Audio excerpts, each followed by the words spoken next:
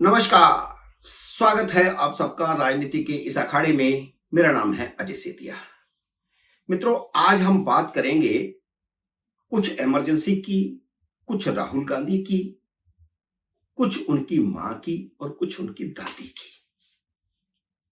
मुझे नरेंद्र मोदी से कोई मोह नहीं है, न मैं उनका भक्त हूं, लेकिन राहुल गांधी को कोई हक नहीं है कि वह संविधान और लोकतंत्र को हथियार बनाकर देश के चुने हुए प्रधानमंत्री पर लगातार हमला करते रहे। संविधान और लोकतंत्र के माध्यम से देश के चुने हुए 293 सांसदों ने उन्हें प्रधानमंत्री चुना है। उनके प्रधानमंत्री बनने से न तो संविधान खतरे में है, न लोकतंत्र खतरे में है। जनता ने उन्हें तीसरी बार बहुमत देकर के साबित किया है कि वे राहुल गांधी के इस नैरेटिव से, इस बात से सहमत नहीं है कि मोदी से संविधान को कोई खतरा है। अगर राहुल गांधी की इस बात से देश की जनता सहमत होती तो एनडीए को बहुमत नहीं देती। राहुल गांधी अभी चुनाव मोड में घूम रहे हैं। उन्हें एहसास ही नहीं है कि चुनाव हो चुका, चुनाव का नतीजा आ चुका। नरेंद्र मोदी तीसरी बार शपथ भी ले चुके। वह वैसे ही संविधान दिखाते हुए घूम रहे हैं जैसे चुनाव में जनता को संविधान दिखा करके डराने की कोशिश कर रहे थे। कम से कम अब वह जनादेश का सम्मान करें और देश को गुमराह करना बंद करें। चुनावों में उन्होंने देश को खूब गुमराह किया और देश के 44 निर्वाचन क्षेत्रों की जनता, मतदाता गुमराह भी हुए, क्योंकि कांग्रेस 55 से 99 हो गई तो 44 निर्वाचन क्षेत्रों के मतदाताओं ने राहुल गांधी पर विश्वास किया। मेरा मानना है और देश की बाकी जनता का मानना है, बहुमत का मानना है कि उनकी सारी बातें मनगढ़ंत थी, गुमराह करने वाली थी। अगर वह यह कहना चाहते हैं कि मोदी ने जम्मू कश्मीर से 370 हटा करके संविधान का उल्लंघन किया है तो खुलकर कहना चाहिए, और बल्कि उनको चुनावों में यह बात कहनी चाहिए थी कि इंडिया अलायंस की सरकार आएगी तो 370 बहाल करेंगे। जैसे भाजपा लगातार कहती रही कि वह सत्ता में आएंगे, जब अपने बहुमत में आएंगे तो वह 370 को खत्म करेंगे, और उन्होंने किया। लेकिन राहुल गांधी ने चुनाव में तो ऐसा एक बार भी नहीं कहा कि अगर इंडिया अलायंस सत्ता में आया तो 370 को बहाल करेंगे। चुनाव के दौरान उन्होंने लोकतंत्र और संविधान को खतरे में बता करके देश को जितना गुमराह करना था कर लिया। कम से कम अब तो उन्हें यह ड्रामा बंद करना चाहिए। राहुल गांधी जब संविधान की शपथ ले रहे नरेंद्र मोदी को संविधान दिखा रहे थे तो बहुत ही बचकानी हरकत करते हुए लग रहे थे, बिल्कुल वैसा ही जैसा कुछ साल पहले उन्होंने लोकसभा में नरेंद्र मोदी को उनकी सीट पर जाकर के गले लगाया था। करीब करीब वैसे ही हरकत दोबारा हुई है। वह यह भूल जाते हैं कि वह उस इंदिरा गांधी के पोते हैं जिन्होंने लोकतंत्र और संविधान की हत्या की थी। संविधान और लोकतंत्र की धज्जियां उड़ाकर 19 महीने तक वह तानाशाह बनी रही थी, जिन्होंने विपक्ष के सैकड़ों नेताओं को जेल में डालकर अपने मनमाने ढंग से लोकसभा की अवधि 6 साल के लिए बढ़ा दी थी। 1 साल के लिए बढ़ा करके 5 साल की बजाय लोकसभा की अवधि 6 साल कर दी थी। क्या यह संविधान का उल्लंघन नहीं था? क्या यह लोकतंत्र था? लोकतंत्र को तब कुचल दिया गया था, संविधान की धज्जियां उड़ा दी गई थी। वह उस मां के भी बेटे हैं जो 2004 से 2014 तक संविधान की धज्जियां उड़ाकर पीएम के ऊपर सुपर पीएम बन गई थी, जिन्होंने मनमोहन सिंह की कैबिनेट के ऊपर सुपर कैबिनेट बना ली थी, जिसका नाम एनएसी था, नेशनल एडवाइजरी काउंसिल। और यह एडवाइजरी काउंसिल किसको एडवाइज करती थी? देश की कैबिनेट को। देश की सबसे बड़ी संवैधानिक संस्था कैबिनेट को, जिसे राष्ट्रपति प्रधानमंत्री बना करके कैबिनेट को बनाते हैं, जिसकी जिम्मेदारी सरकार को चलाना, देश को चलाना होता है, उसके ऊपर सुपर सरकार बिना किसी जिम्मेदारी के। और एनएसी बिलों का प्रारूप तैयार करती थी और उन बिलों को कैबिनेट को अप्रूव करना होता था और उसे फिर संसद में ले जाकर के पास करवाया जाता था। अब ये कह रहे हैं कि कोई सुपर कैबिनेट नहीं थी। आप रिकॉर्ड उठा करके देख लीजिए, जितने बिल पास हुए किसने उसका प्रारूप बनाया, वो एनएसी से बनकर आया। संविधान की धज्जियां उड़ाने के मैंने सिर्फ दो ही उदाहरण आपके सामने रखे हैं, एक इंदिरा गांधी का और एक सोनिया गांधी का। लेकिन ऐसे सैकड़ों उदाहरण हैं जब जवाहरलाल नेहरू, इंदिरा गांधी, राजीव गांधी और सोनिया गांधी ने संविधान के खिलाफ काम किए। इन चारों ने सत्ता का दुरुपयोग करके चुनी हुई 90 राज्य सरकारों को भंग किया अपने कार्यकाल में। हाँ, ये सही है जो बात कांग्रेस उठा रही है कि नरेंद्र मोदी ने दल बदल करवा करके 3 राज्यों में अपनी सरकारें बनवाई। यह बात तो सही है, नरेंद्र मोदी ने भी वह काम किया है, लेकिन ना तो यह लोकतंत्र के खिलाफ था, ना संविधान के खिलाफ था। दल बदल हुआ संविधान के कानून के अनुसार हुआ। लोकतंत्र इसलिए था क्योंकि बहुमत उनका हो गया था। दल बदल उन्होंने किया जो करना चाहते थे। कांग्रेस की तरह नरेंद्र मोदी ने चुनी हुई सरकारों को बर्खास्त नहीं किया। जिस कांग्रेस ने न सुप्रीम कोर्ट का सम्मान किया, न चुनाव आयोग को स्वतंत्र रहने दिया, कभी चुनाव आयोग की निष्पक्षता पर सवाल उठाती है, कभी सुप्रीम कोर्ट के फैसलों पर सवाल उठाती है। इंदिरा गांधी ने इमरजेंसी क्यों लगाई थी? इसलिए क्योंकि इलाहाबाद हाई कोर्ट ने उनका रायबरेली से चुनाव रद्द कर दिया था, उनका निर्वाचन रद्द घोषित कर दिया था और 6 साल के लिए उन्हें चुनाव लड़ने से अयोग्य करार दे दिया था।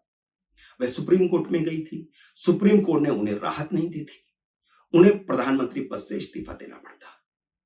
कांग्रेस ने उन्हें सलाह दी थी, कांग्रेस वर्किंग कमेटी ने उन्हें सलाह दी थी कि वह प्रधानमंत्री पद छोड़ दें और कांग्रेस अध्यक्ष प्रधानमंत्री बन जाएं और वह कांग्रेस अध्यक्ष बन जाएं, सुप्रीम कोर्ट में केस को लड़ा जाए और जब वह सुप्रीम कोर्ट से बहाल हो जाए तो दोबारा अपने पद पर आ जाए।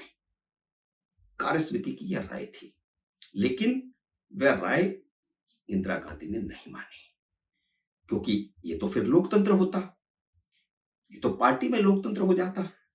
लोकतंत्र को ही उन्होंने कुचल दिया। अपनी पार्टी के लोकतंत्र को पहले कुचला और फिर देश के लोकतंत्र को कुचला। संवैधानिक संस्थाओं की स्वायत्तता की दुहाई देने वाले राहुल गांधी को इतिहास जरा ढंग से पढ़ना चाहिए। 3 जजों की वरिष्ठता को नजरअंदाज करके अपनी मर्जी का चीफ जस्टिस किसने बनाया था? उदाहरण बहुत है, मैं 2-4 गिनाता हूं अभी। और क्या वह चीफ जस्टिस गोदी चीफ जस्टिस नहीं था? आज सारी मीडिया को गोदी मीडिया कहा जा रहा है। तो जब इंदिरा गांधी ने 3 जस्टिसों की वरिष्ठता को इग्नोर करके चौथे नंबर पर जो था उसको चीफ जस्टिस बना दिया था, तो क्या वह चीफ जस्टिस गोदी चीफ जस्टिस नहीं था? और इतना ही नहीं, अपनी पार्टी के सांसदों को हाईकोर्ट का जज, फिर हाईकोर्ट का चीफ जस्टिस और रिटायर होने के बाद जज किसने बनवाया था? सांसद को जज, जज से सांसद, सांसद से जज, इस तरह की घटनाएं भी इस देश में होती रही। तब क्या संविधान याद नहीं आया? क्या तब निष्पक्षता, स्वायत्तता संस्थाओं की याद नहीं आई? शाहबानों के गुजारा भत्ता का सुप्रीम कोर्ट का फैसला कानून बनाकर किसने बदला था? परिवार भक्त नवीन चावला को चुनाव का आयुक्त किसने बनवाया था? 2000 सांसदों ने जिस चुनाव आयुक्त को हटाने की मांग की थी, उसे 2009 के लोकसभा चुनाव से पहले मुख्य चुनाव आयुक्त किसने बनवाया था?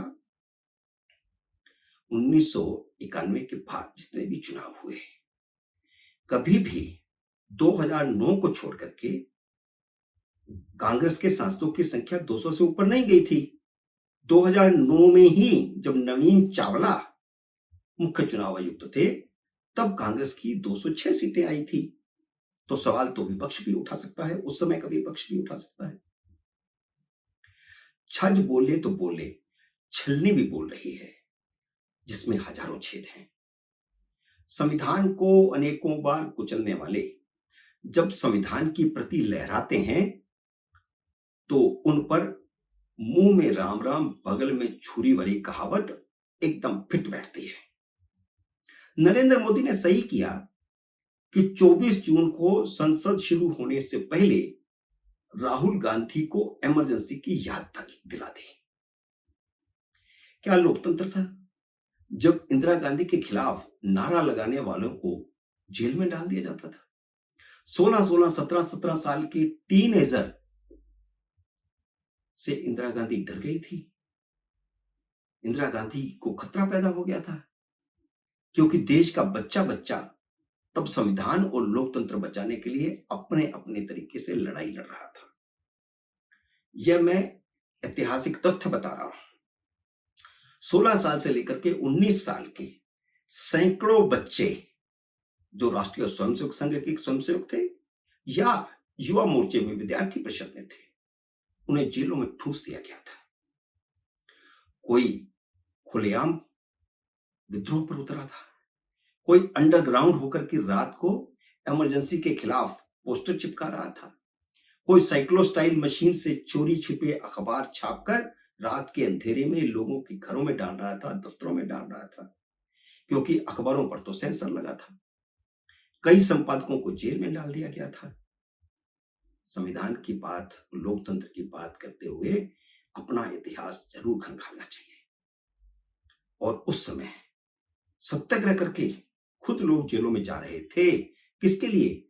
संविधान के लिए और लोकतंत्र के लिए। आज अगर मोदी ने कोई ऐसी बात कही है, करी है जो संविधान के खिलाफ है, तो आप भी आइए, सड़कों पर आइए, सत्याग्रह कीजिए और बताइए देश को कि यहां यहां नरेंद्र मोदी संविधान को खत्म कर रहा है, बाबा साहब अम्बेडकर के संविधान की हत्या कर रहा है, लोकतंत्र को खत्म कर रहा है। मोदी ने उन्हें इमरजेंसी की याद तो दिलाई, लेकिन थोड़ी सी चूक कर गए। उन्हें 25 जून को संसद के दोनों सदनों से संविधान की रक्षा का एक प्रस्ताव पास करवाकर उनके मुंह पर थप्पड़ मारना चाहिए था और एक दिन पहले सत्र बुला लिया जाता।